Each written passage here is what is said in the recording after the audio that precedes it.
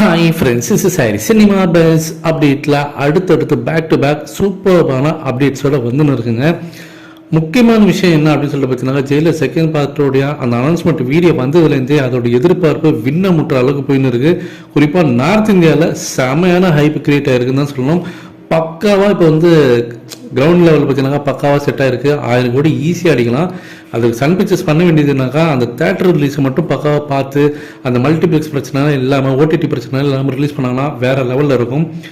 இன்னொன்று ஒரு முக்கியமான விஷயம் என்ன அப்படின்னு பார்த்தீங்கன்னாக்கா, இப்போ சமீபத்தில் லேட்டஸ்டான அப்டேட், இந்த படத்தில் ஜெயிலர் செகண்ட் பார்ட்டில் ரஜினி சார் வந்து ஒரு முக்கியமான ஒரு கண்டிஷன் ஒன்று போட்டிருக்காராம் நெல்சன் அவர்களுக்கு.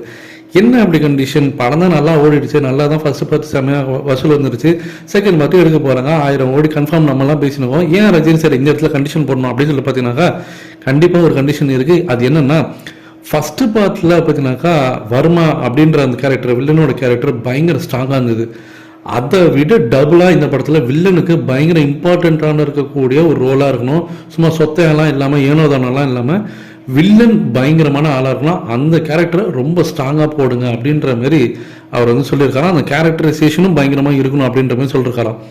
அடுத்தது இந்த படத்தில் ஜெயிலர் செகண்ட் பார்ட்டில் நம்ம தெலுங்கு இண்டஸ்ட்ரி சேர்ந்த ஒரு மிகப்பெரிய ஒரு ஜாம்பவான் பாலையா அவர்கள் ரஜினி சார் கூட சேர்ந்து இந்த படத்தில் வந்து ஒரு கேமியோ ரோல் பண்ண போகிறதாக ஒரு தகவல் வந்திருக்கு, லேட்டஸ்டான தகவல். இது குறித்து கொஞ்ச நாளைக்கு முன்னாடி, சில மாதத்துக்கு முன்னாடி நெல்சன் அவர்களே வந்து ஒரு பேட்டியில் சொல்லியிருந்தாரு, ஜெயிலர் ஃபர்ஸ்ட் பார்ட்ல பாலையா அவர்களுக்கு பார்த்தீங்கன்னா ஒரு சின்ன ரோல் நாங்கள் வச்சுருந்தோம். ஒரு போலீஸ் கேரக்டர் மாரி வந்துட்டு ஒரு அதிரி புதிரியாக வந்துட்டு போகிற மாரி ஒரு சீன் வச்சுருந்தோம். பட் ஆனால் அது எங்கே ஆரம்பித்து அது எப்படி முடிக்கிறதுன்னு தெரியல, ஒரு குழப்பம் வந்தது. அந்த டைமில் அவருக்கும் வந்து கால் ஷீட் கிடைக்கல. ஸோ அதனால் அதை அப்படியே விட்டுட்டோம், சரி வேண்டாம் அப்படின்னு விட்டுட்டோம். பட் பார்ப்போம், ஃபியூச்சரில் பார்ப்போம் அப்படின்ற மாதிரி சொல்லிருப்பாரு. அவர் அது எதை மனசில் வச்சுட்டு சொன்னார்னாக்கா, செகண்ட் பார்ட் எடுக்கும் போது கண்டிப்பாக அவர் யூஸ் பண்ணிக்கணும் அப்படின்ற மாதிரி தான் அவர் சொல்லியிருப்பாரு.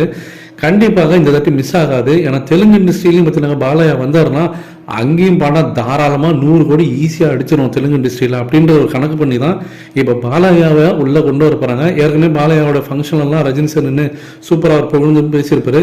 ஸோ அவருக்கும் இவருக்கும் நல்ல ஒரு கெமிஸ்ட்ரியும் இருக்குது. ஸோ கண்டிப்பாக வந்து வந்தாருன்னா தெலுங்கு இண்டஸ்ட்ரியில் வேற லெவலில் படம் பிடிச்சிக்கும் ஃப்ரெண்ட்ஸ்.